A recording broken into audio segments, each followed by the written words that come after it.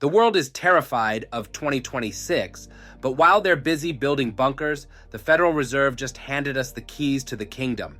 They want you to think the party is over, but I've got 17 clues that prove the Fed is actually trapped into making you rich. Don't scroll.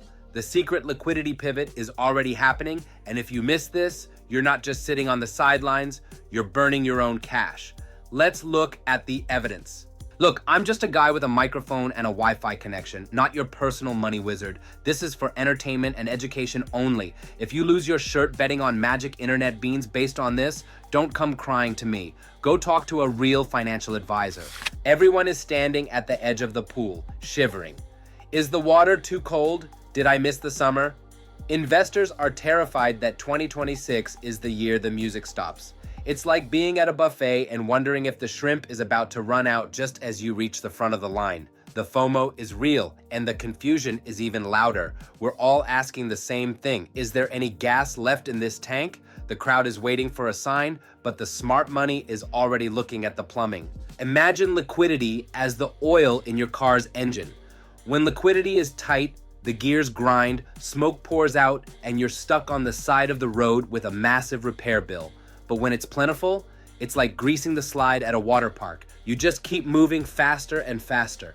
Plentiful money means asset prices go up because there's nowhere else for that cash to go.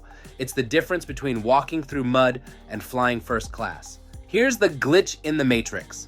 While the charts look pretty, 40% of people feel like they're living in a cardboard box. It's the Cousin Eddie effect. The stock market is having a grand vacation while the actual humans are struggling to buy eggs. This disconnect is the ultimate clue.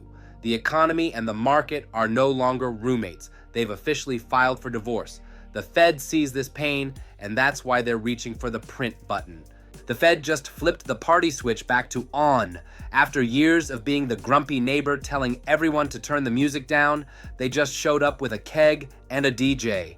This pivot means they are actively trying to push money back into the system. It's like your strict parents going out of town and leaving you the credit card. This isn't a suggestion.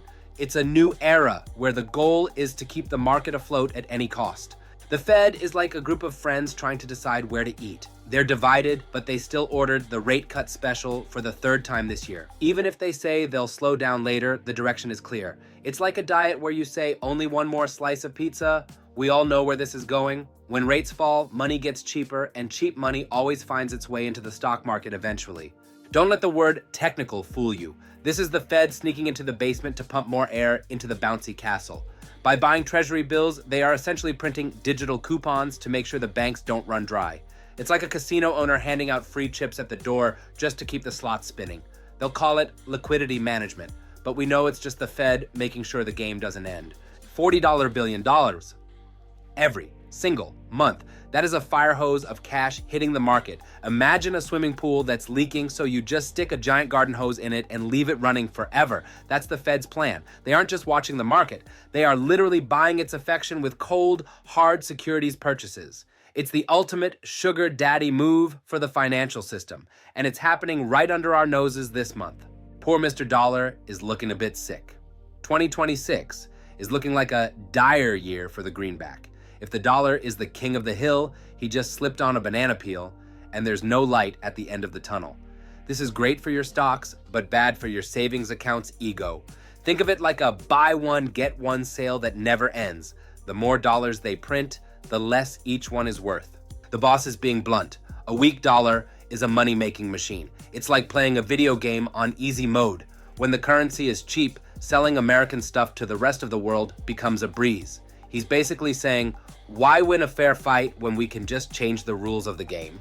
A weaker dollar is a policy choice, and that choice has already been made to boost profits. This is the cheat sheet for the whole year. A strong dollar is like a heavy backpack. It makes the climb harder for everyone and slows economic activity. A weak dollar, that's like getting a ride in a golf cart. It makes financial conditions easier and helps manage those massive debt loads we've all been carrying. We are moving toward the golf cart phase. Strap in, because the ride is about to get a lot smoother. The Fed put is the ultimate safety net. It's like playing a high-stakes poker game where the house promises to give you back half your losses if you go bust. It works wonders for stocks because investors know the Fed won't let them drown. But for long bonds, not so much. It's like a life jacket that only works if you're wearing a tuxedo. The message is clear.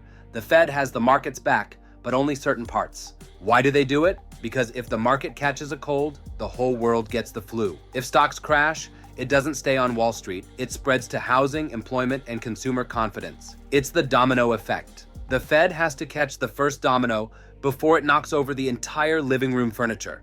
They aren't protecting rich guys. They're protecting the entire system from a total meltdown. This is the Fed's emergency kit. Rate cuts, liquidity injections, and balance sheet expansion. It's like a doctor who only has one prescription: more cowbell, or in this case, more money. They can't stop the market from dipping occasionally, but they can make sure the dip doesn't turn into a bottomless pit. It's the trampoline for your portfolio. The harder the market falls, the harder the policy response hits back. They are stuck in a liquidity trap.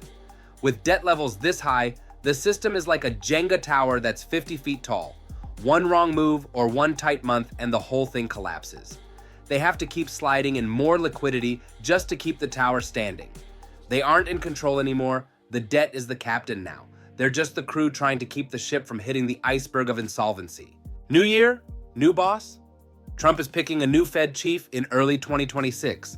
This is like the coach of a sports team getting fired and replaced with someone who promises to let everyone play all-out offense. If the new nominee loves low rates as much as the headlines suggest, the liquidity party isn't just continuing. It's getting a second floor and a rooftop pool. The leadership change is the ultimate signal of an easing era. The suits are talking. Wall Street is trying to guess how 2026 will play out, weighing in with their big brain predictions. It's like a weather forecast where half the people say sun and the other half say apocalypse. But remember, Wall Street makes money when you trade, not necessarily when you win. They're the barkers at the carnival. Listen to the hard data in the images, not the noise coming from the pundits. Here is the game plan. Stay invested.